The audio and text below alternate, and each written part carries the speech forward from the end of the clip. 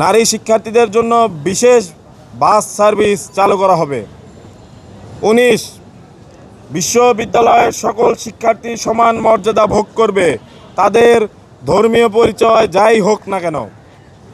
20 গ্রামীণ শিক্ষার্থীরা প্রায়ই শহুরে শিক্ষার্থীদের তুলনায় একাডেমিক ও সামাজিকভাবে পিছিয়ে থাকে। বিশ্ববিদ্যালয়ে তাদের জন্য ব্রিজ কোর্স চালু করবে, যেমন ইংরেজি, আইসিটি, একাডেমিক রাইটিং ইত্যাদি।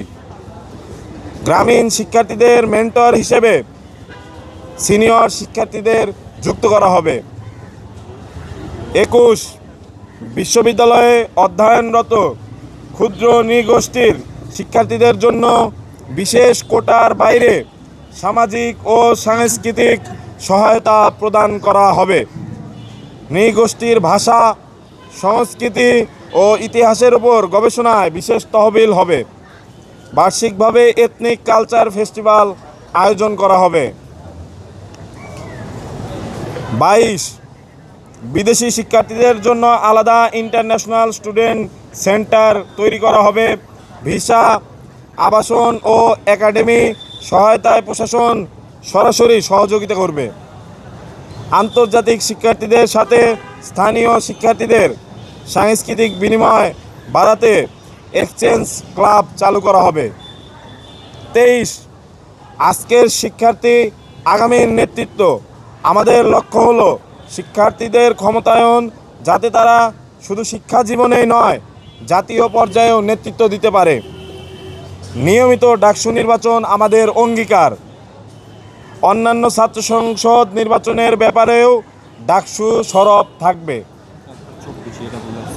24 বর্তমান সিনেট ও সিন্ডিকেট বিশ্ববিদ্যালয়ে সব সিদ্ধান্ত নেয়, অথচ শিক্ষার্থীদের ভূমিকা প্রায় শূন্য। সিন্ডিকেট থেকে সিনেটে ক্ষমতা হস্তান্তর করতে হবে, যাতে শিক্ষার্থীরা নীতি নির্ধারণে অংশ নিতে পারে। ডাকসুর নির্বাচিত সদস্যদের অধিকার ভিত্তিক ভোটাধিকার পাবে। 25 গেস্টরুম, র্যাগিং, দখলদারি, শারীরিক নির্যাতনের সম্পূর্ণ অবসান ঘটানো হবে। শূন্য সহনশীল নীতি অনুসারে সন্ত্রাসী কার্যক্রম জড়িতদের বিরুদ্ধে দ্রুত ব্যবস্থা ও বিচার হবে।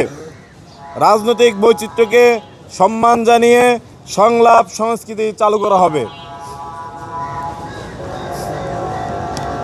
26 বিশ্ববিদ্যালয়কে কালচারাল হেজিমনি থেকে মুক্ত করা হবে। শিক্ষার্থীরা যেন স্বাধীনভাবে সঙ্গীত, সাহিত্য, নাটক, শিল্পকলা চর্চা করতে পারে, সেই পরিবেশ সৃষ্টি করা হবে। মাদ্রাসা থেকে আগত শিক্ষার্থীদের জন্য ওরিয়েন্টেশন প্রোগ্রাম থাকবে, যাতে তারা সহজে একীভূত হতে পারে।